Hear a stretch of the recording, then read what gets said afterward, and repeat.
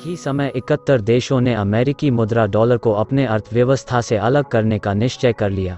Saudi अरब ने 35% dollar बेचा, Israel 20%, Japan ने हाल ही में 12% डंप किया। ताज़ा आर्थिक सलाहकार ब्यूरो के अनुसार यूएस कंज्यूमर कॉन्फिडेंस इंडेक्स गिरा। आसान शब्दों में खरीद फरोख्त में कमी बाजार में दिखी। इसके साथ मैन्युफैक्चरिंग सेक्टर भी सुस्त था, जो मई 2020 के बाद से एक नया निचला स्तर है।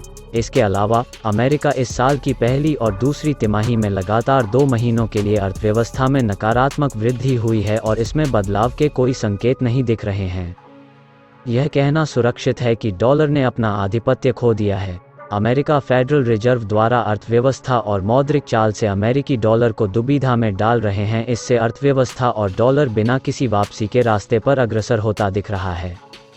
द्वितीय विश्व युद्ध के बाद से डॉलर वैश्विक अर्थव्यवस्था पर हावी रहा है। विशेष रूप से 1974 में निक्सन ने पेट्रोलियम निर्यातक देशों के सऊदी ओपेक संगठन के साथ एक समझौता किया। नतीजतन पेट्रोडॉलर उभरा और तब से डॉलर दुनिया की निर्विवाद आरक्षित मुद्रा रहा है। सऊदी अरब के साथ समझौते और शेष मध्य पूर्व ने डॉलर में वैश्विक तेल व्यापार को मजबूत किया है, जबकि 1990 के दशक में यूरो एक मजबूत प्रतियोगी बन गया। डॉलर आधारित वित्त फलता फूलता रहा, यहाँ तक कि अमेरिकी कोषागार भी दुनिया भर के केंद्रीय बैंकों के लिए विदेशी मुद्रा भंडार बन गए। और यह कहना उचित है कि इस समय डॉलर में बहुत अधिक हैसियत थी। हैसियत के पीछे हालांकि डॉलर के लिए गिरावट का एक पक्का मार्ग था।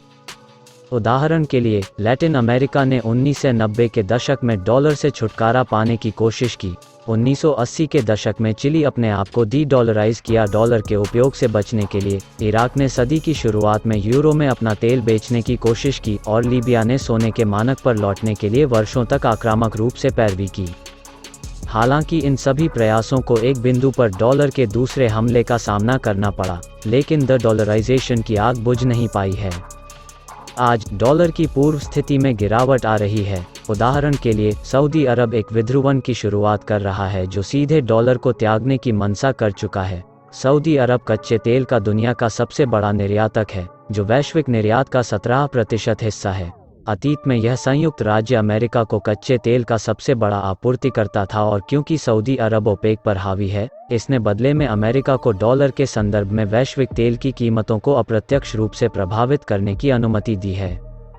1990 के दशक में अमेरिका प्रतिदिन लगभग 2 मिलियन बैरल कच्चे तेल का आयात करता था। 2021 तक यह आंकड़ा घटकर 5 लाख बैरल प्रतिदिन हो गया है, जो कि 75% की कमी है। हालांकि अमेरिका में शेल तेल निकालने की उच्च लागत के कारण अधिकांश अमेरिकी शेल तेल कंपनियों ने भारी कर्ज के साथ क्षमता हासिल कर ली है। परिणामस्वरूप अमेरिका कच्चे तेल की आपूर्ति के लिए और विशेष रूप से संचित तेल भंडार को फिर से भरने के लिए अभी भी सऊदी अरब पर निर्भर है।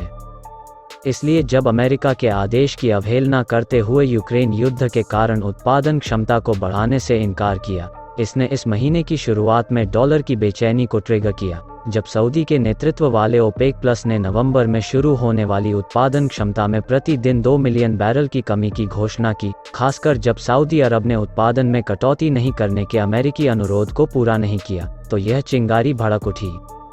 अमेरिका के बीच एक सतत मुकाबला सऊदी अरब और अमेरिका के बीच यहाँ तक कि ओपेक विरोधी बिल के एजेंडे को भी तेज कर रहा है। नोपैक यानी ओपेक विरोधी बिल, यदि बिल अंततः पारित हो जाता है तो इसका मतलब यह होगा कि ओपेक बाजार में सऊदी मूल्य निर्धारण शक्ति कमजोर हो जाएगी और अंततः अमेरिका कच्चे तेल के आयात की कीमत शायद पूरी तरह से यूएस डिक्टेटेड हो जाएगी। सीधे शब्दों में कहें, यूएस मध्य पूर्व के तेल के लिए जितना चाहे उतना भुगतान कर सकता है। नतीजतन सऊदी अरब इससे बेहद असहज हैं, यह घोषणा करते हुए कि यदि वे ऐसा करते हैं तो वे नॉन डॉलर मुद्राओं में तेल का व्यापार करेंगे या पेट्रोडॉलर समझौते को रद्द कर देंगे। और अगर सऊदी अरब इस तरीके का इस्तेमाल द डॉलराइज करने के लिए करना शुरू कर देता है तो इसका प्रभाव दुनिया के सभी कोनों में फैल जाएगा। सबसे पहले 13 ओपेक सदस्य Saudi Arab, Algeria, Angola, Congo, Equatorial Guinea, Gabon, Iran, Iraq, Kuwait, Libya, Nigeria, संयुक्त अरब अमीरात, वेनेजुएला के लिए डॉलर से निजात पाने के लिए इच्छुक है और कई तेल देशों ने पहले से ही विध्रुवन के विभिन्न तरीकों को आजमाना शुरू कर दिया है। दूसरा, 10 ओपेक प्लस देशों अजरबैजान, बहरीन, ब्रुनाई, कजाकिस्तान, रूस, मैक्सिको, मलेशिया, दक्षिण सूडान और ओमान का भी डॉलर में जाना तर्कसंगत है। तीसरा, इस तथ्य के आधार पर कि तेल अभी भी वस्तुओं का वैश्विक राजा है, ऐसा लगता है कि संयुक्त राज्य अमेरिका को छोड़कर दुनिया में कोई भी नहीं डॉलर के साथ व्यापार करना चाहता है, जो डॉलर को टोल शुल्क वसूलने से रोकता है। यह डॉलर के लिए एक सफलता और विफलता है, और एक बार जब डॉलर वैश्विक कमोडिटी ट्रेडिंग मुद्रा के रूप में कार्य नहीं कर सकता।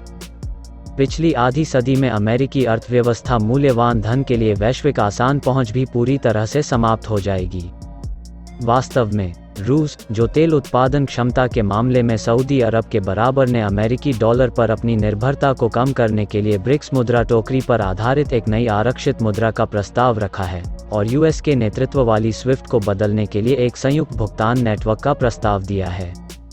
विशेष रूप से ब्रिक्स में शामिल होने के लिए ईरान के आवेदन के बाद सऊदी अरब ने भी इस महीने संकेत दिया है कि वो इसमें शामिल होना चाहता है। विशेषज्ञों का कहना है कि डॉलर दुर्घटनाग्रस्त हो रहा है। यदि ऐसा होता है, तो विश्लेषकों का कहना है कि ऐसा संयोजन वैश्विक सकल घरेलू उत्पाद का 1/3 से अधिक, वैश्विक तेल उत्पादन का 25% से अधिक, वैश्विक इस्पात उत्पादन का लगभग 40% और विश्व कृषि उत्पादन का लगभग आधा हिस्सा होगा। साथ ही, संबंधित सदस्य देश अपनी आरक्षित मुद्राओं के साथ अमेरिका को गंभीर रूप से प्रभावित कर सकते हैं। डॉलर। यह ध्यान देने योग्य है कि रूस ने चीन, भारत और तुर्की को अपने निर्यात में आंशिक रूप से डॉलर मुक्त व्यापार वातावरण पहले ही बना लिया है।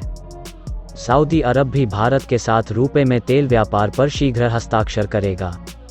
अंतर्राष्ट्रीय व्यापार का आधा हिस्सा वर्तमान में डॉलर में है, लेकिन व्यापार और अर्थशास्त्र में बदलाव के साथ वास्तविक और वित्तीय के बीच का अंतर कम होगा और अन्य आरक्षित मुद्राएं इस प्रक्रिया में उभरेगा। चीनी आरएनबी और भारतीय रुपए जैसी मौजूदा मुद्राएं में भी अंतर्राष्ट्रीय व्यापार होना निश्चित है। सऊदी अरब ने 2020 के बाद से अपने यूएस ट्रेजरी बॉन्ड का लगभग 35 संचयी रूप से बेचा है, और इसने संयुक्त अरब अमीरात के साथ व्यापार और वाणिज्य के बीच यूएस डॉलर में एक डिजिटल मुद्रा खोली है। कुछ विश्लेषकों का मानना है कि अगर संयुक्त राज्य अमेरिका एंटी-ओपेक विधेयक पारित करता है, तो सऊदी अरब अमेरिका को दिया गया कर्ज वापस लेने पर मजबूर होगा। विश्लेषण से पता चलता है कि जापान के पास आवश्यक होने पर यूएस ऋण को समाशोधन करने की भी संभावना है, और जापान भारत के साथ रुपए में व्यापार करेगा, जो यूएस बैंकिंग सिस्टम को बाईपास करेगा। डॉलर विध्रुवण करते हुए डॉलर के आश्चर्य में जोड़ने के लिए इजराइल ने इस साल अपने कुछ डॉलर के भंडार को बेच दिया है। पहली बार चीनी युआन को अपनी विदेशी मुद्रा आरक्षित टोकरी में जोड़ा है, और अगस्त में समाप्त होने वाले 12 महीनों में इजराइल ने यूएस कोषागारों में लगभग $13 बिलियन का संचयी कुल बेचा है, जो लगभग 20% का संचयी प्रतिशत है।